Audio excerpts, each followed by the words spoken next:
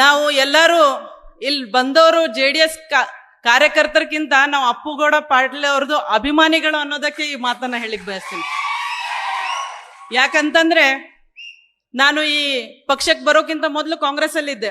ಆದ್ರೆ ಅಣ್ಣವ್ರ ಒಂದೇ ಮಾತಿಗೆ ನಾವು ಕರೆ ಕೊಟ್ಟು ಪಕ್ಷ ಬಿಟ್ಟು ಇಲ್ಲಿ ಬಂದಿದ್ವಿ. ಯಾಕಂತಂದ್ರೆ ನಮ್ಗೆ ಅವ್ರ ಮೇಲೆ ಅಷ್ಟು ಅಭಿಮಾನ ಇದೆ. ಆದ್ರೆ ಬಸವಣ್ಣನವರು ಯಾಕೋ ಅವ್ರ ಮೇಲೆ ಆಶೀರ್ವಾದ ಮಾಡ್ತಾ ಇಲ್ಲ, ನೋಡೋಣ, ಕಾಯೋಣ. ತಾಳದವನು ಬಾಳದವನಂತೆ.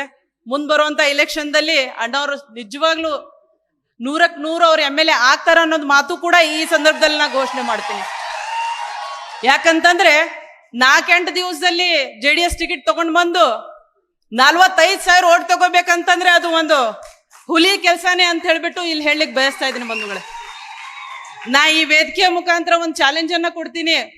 ಯಾರಾದ್ರೂ ಬಂದು ಅಪ್ಪುಗೌಡ್ರ ಅಪೋಸಿಟ್ ಪಕ್ಷ ಹತ್ರ ನಿಂತು ಇಷ್ಟು ಓಟ್ ತಗೊಂಡು ತೋರಿಸ್ಲಿ, ಹೌದಂತ ಹೇಳ್ಬಿಡ್ತೀನಿ ಅವತ್ತು ಅವ್ರಿಗೆ. ಯಾಕಂತಂದ್ರೆ ಇದು ಸಣ್ಣ ಮನೆತನ ಅಲ್ಲ. ದಿವಂಗತ BS ಪಾಟೀಲ್ ಮನಗುಳಿ ಅವ್ರು ಮಾಡ್ದಂತ ಒಂದು ಕೆಲಸಗಳನ್ನ ನಾವು ನೋಡಿದ್ರೆ ಅವ್ರದ್ದು ಒಂದು ಬುಕ್ವನ್ನೇ ಅವರು ಇವತ್ತು ಕೊಟ್ಟಿದ್ದಾರೆ ನಿಮ್ ಕೈಯಲ್ಲಿ, ನೀವು ಓದಿದ್ರೆ ಗೊತ್ತಾಗ್ಬಹುದು. ಆದ್ರೆ ಆ ಬುಕ್ಕಲ್ಲಿ ಇರೋಕ್ಕಿಂತ ಬಹಳ ದೊಡ್ಡ ಮನುಷ್ಯ ಅವರು. ಯಾಕಂತಂದ್ರೆ ಅವ್ರು ಮಾಡ್ದಂತ ಕೆಲಸ ಕಾರ್ಯಗಳನ್ನ ನಾವು ಎಣಿಸ್ಲಕ್ ಕೂತಿದ್ರೆ 1 ತಿಂಗಳಾಗ್ಬೋದು ಬಹುಶಃ. ಮತ್ತೆ ಹೇಳ್ಬೇಕಂತಂದ್ರೆ ಇವತ್ತು ಸರ್ಕಾರದ ಬಗ್ಗೆ ನಾವು ಮಾತಾಡ್ಬೇಕಂತಂದ್ರೆ ಇವರು ಮಹಿಳೆಯರ ಬಗ್ಗೆ ಮಾತಾಡ್ತಾರೆ, ಸಬಲೀಕರಣದ ಬಗ್ಗೆ ಮಾತಾಡ್ತಾರೆ. ಇವತ್ತು ನಮ್ಮ ಸಬಲೀಕರಣವನ್ನ ಎಲ್ಲಿ ತಗೊಂಡು ಬಂದು ಇಟ್ಟಾರಂತಂದ್ರೆ 20 ರೂಪಾಯಿದ ಬಸ್ ಟಿಕೆಟ್ ಮತ್ತೆ 2,000 ರೂಪಾಯಿಗೆ ತಂದು ಇಟ್ಬಿಟ್ಟಿದ್ದಾರೆ ಅವರು. ಇದು ಒಂದು ನಾಚಿಕೆಗಿಡಿಯ ಒಂದು ಕೆಲಸ. ನಾವು ನಮ್ಮ ಮಕ್ಕಳು ಹೆಣ್ಮಕ್ಳಿಗೆ ಬೆಳೆಸಿ ತಿಂಗಳ 1-2 ಲಕ್ಷ ಗಳಿಸುವಂತ ಕೆಪಾಸಿಟಿ ನಮ್ಗದ, ಅಷ್ಟು ತಾಕತ್ ನಮ್ ಹೆಣ್ಮಕ್ಳಿಗದ. ನಾವು ಹೆಣ್ಮಕ್ಳು ಕಲಿಸ್ತೀವಿ, ಅವ್ರಿಗೆ ಓದಿಸ್ತೀವಿ, ಅವ್ರ ಮುಂದ್ ತಗೊಂಡ್ ಬರ್ತೀವಿ. ನಮ್ಗೇನವ್ರ ಕೊಟ್ಟಂತ 2,000 ಒಳಗೇನ್ ಜೀವನ ನಡೆಯಂಗಿಲ್ಲ. ಆದ್ರೆ ಅವ್ರು ಏನ್ ಮಾಡ್ತಾ ಇದಾರೆ ಅಂತಂದ್ರೆ ಇವತ್ತಿನ ದಿವಸದಲ್ಲಿ 2,000 ಕೊಡೋದು. ಈಗ ಈಗ ಮೊದ್ಲು ಕಲ್ತವ್ರು ಡಿಗ್ರಿ ಆದವ್ರು ಒಂದ್ ಸ್ವಲ್ಪ ಓಡಾಡಿ ಹುಡುಕಾಡಿ ಡಿಗ್ರಿ ತಗೊಂಡು ಜಾಬರ ಹುಡುಕ್ತಿದ್ರು, ಅವ್ರಿಗೂ ಕೂಡ ಮನೆಯಲ್ಲಿ ಕೂಡ್ಸುವಂತ ಕೆಲಸ ಮಾಡಿ ಅದು ಒಂದು ಯೋಜನೆ ತಗೊಂಡ್ ಬಂದ್ಬಿಟ್ಟಿದ್ದಾರೆ ಅವರು. ಅದು ಎಲ್ಲ ಹೊಲಸ್ ಯೋಜನೆಗಳದಾವ್. ಯಾಕಂತಂದ್ರೆ ಇವತ್ತು ಯೋಜನೆಗಳು ಹ್ಯಾಂಗಿರ್ಬೇಕಂತಂದ್ರೆ ಸನ್ಮಾನ್ಯ ಕುಮಾರಸ್ವಾಮಿ ಅವರು ದೇವೇಗೌಡರು ಮಾಡಿದಂತ ಯೋಜನೆಗಳು ಈ ದೇಶದಲ್ಲಿ ಮಣ್ಣಲ್ಲಿ ಮಣ್ಣಾಗಿ ಹೊಂಟಿರುವಂತ ರೈತನ ಸಲುವಾಗಿ ಮಾಡುವಂತ ಯೋಜನೆಗಳು ನಿಜವಾದ ಯೋಜನೆಗಳು ಇರ್ತಾವ. ನಿಜ ಹೇಳ್ಬೇಕಂತಂದ್ರೆ ಇವತ್ತು ಸಿಟಿಯಲ್ಲಿ 24x7 ಕರೆಂಟ್ ಕೊಡ್ತಾರೆ, ಎಲೆಕ್ಟ್ರಿಸಿಟಿ ಕೊಡ್ತಾರೆ. ಆದ್ರೆ ನಮ್ಮ ರೈತರು ಬಾಂಧವರಿಗೆ ಬರೀ 2 ತಾಸು ಅಥವಾ 3 ತಾಸು ಅಷ್ಟೇ ಇವ್ರು ಕರೆಂಟ್ ಕೊಡುವಂತ ಕೆಲಸ ಮಾಡ್ತಾರೆ. ಎಷ್ಟ್ ಸಫರ್ ಆಗ್ತಾರೆ. ಅವ್ರು ಎಲ್ಲೂ ಹೋಗುವಂಗಿಲ್ಲ, ಬಿಡುವಂಗಿಲ್ಲ. ರಾತ್ರಿ 2-3 ಗಂಟೆಗೆ ಎದ್ದು ನಮ್ಮ ರೈತರು ಬಾಂಧವರು ಎಲ್ಲರೂ ನೀರ್ ಕಟ್ಟುವಂತ ಕೆಲಸ ಮಾಡ್ತಾರೆ. ಹುಳ ಹುಪ್ಪಡಿ ಹಾವು ಏನೂ ನೋಡ್ಲಾರ್ದವ್ರು ತ್ರಾಸ್ ಮಾಡ್ಕೊಂಡು ಎಷ್ಟೋ ರೈತರು ಹಾವು ಕಚ್ಚಿ ಚೋಳು ಕಚ್ಚಿ ತ್ರಾಸ್ ಮಾಡ್ಕೊಂಡಿಂತ ಅನುಭವಗಳನ್ನ ನಾವು ನೋಡಿದೀವಿ.